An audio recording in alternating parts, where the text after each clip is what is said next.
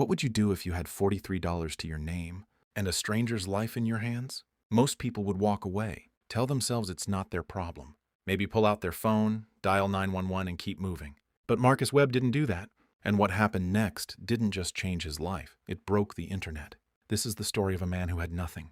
No savings, no backup plan, no safety net, just a good heart and a freezing cold October night.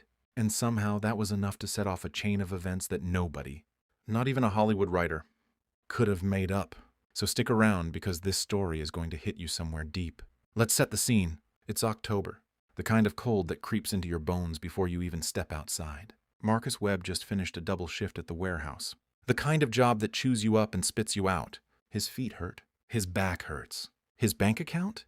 Even that hurts. He's got $43 left until payday, a daughter at home waiting for him, and a broken car heater that he's been planning to fix for 3 months. He's driving home on a back road, the shortcut he always takes to save gas, when his headlights catch something on the side of the road. A girl lying there, not moving. Now here's where most people freeze. Your brain starts doing math real fast. Is this safe? Is this a trap? What if I stop and something goes wrong? What if I don't stop and something goes wrong? Marcus didn't do any of that math. He just stopped. She was young, maybe early 20s, wearing clothes that were way too thin for the weather. No phone, no bag, no ID. Her lips were turning blue. She had a cut on her head that was still bleeding, and she was breathing, but barely. Marcus didn't have time to think. He wrapped her in the only blanket he kept in the back seat, the one his daughter used on road trips, and he drove. Not home, to the hospital, 20 minutes out of his way, burning gas he couldn't really afford, with a stranger bleeding in his back seat. He carried her inside, gave the nurses all the information he had, which was basically nothing. He didn't even know her name. He just knew she needed help, and he was the one who found her. The hospital staff took over. And Marcus? He sat in that waiting room for 2 hours. He didn't have to. Nobody asked him to. He just stayed. When the doctor finally came out, he told Marcus that the girl had severe hypothermia, a head injury, and that if she had stayed out there even another 30 minutes, she would not have survived the night. 30 minutes. Think about that. If Marcus had taken the main road, if he'd been stuck at a red light a little longer, if he'd stopped for gas first, she would have died on that road and nobody would have known until morning.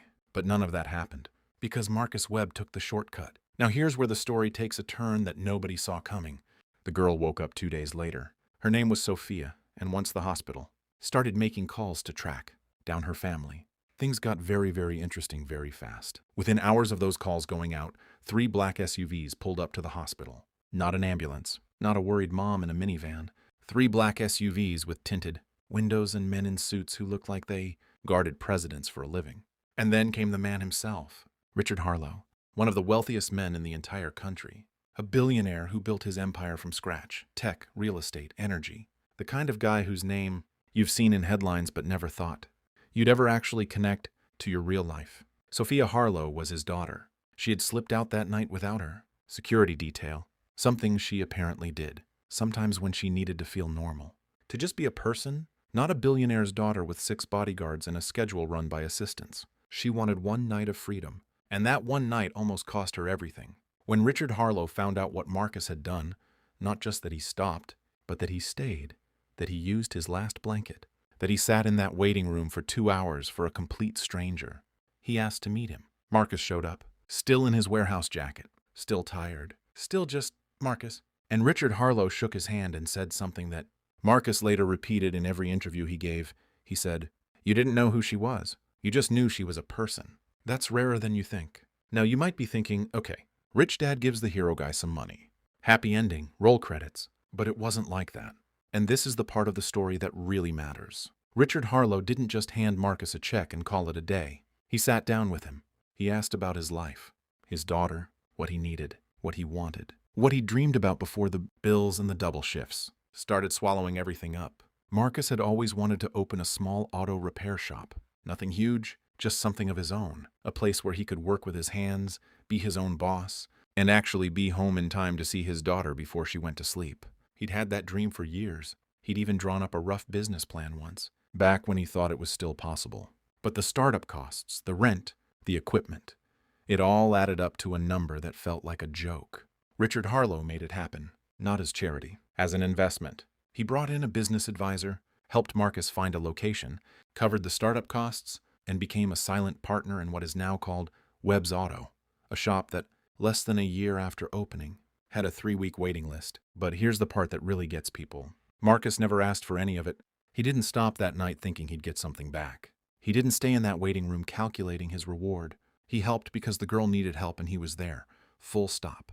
And in a world where people film strangers, struggling instead of helping them, where people step over someone on the ground to get to their destination faster, and that kind of simple, no strings attached goodness hit people right in the chest when the story came out. It went everywhere. News channels, social media. It was translated into multiple languages. People who had never even heard of Marcus Webb were crying watching interviews with him, because the story reminded them of something they were starting to forget, that ordinary people can do extraordinary things, that kindness doesn't require a reason, that sometimes $43 and a beat-up blanket is all it takes to save a life and change 2 families forever. Sophia recovered completely. She and Marcus's daughter actually became friends, which is probably the cutest detail in this whole story.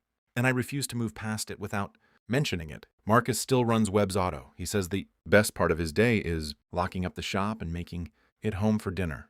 Richard Harlow quietly funds a program now that trains and supports single parents who want to start small businesses. He never made a big announcement about it. Marcus mentioned it once in an interview, almost by accident. And somewhere in all of this, in the cold, in the darkness, on a back road that Marcus only took to save a little gas, something real happened. Something that didn't need a camera crew or a viral moment to matter. It already mattered the second Marcus hit the brakes. The next video playing after this one, you're going to want to watch it, because this story is just getting started.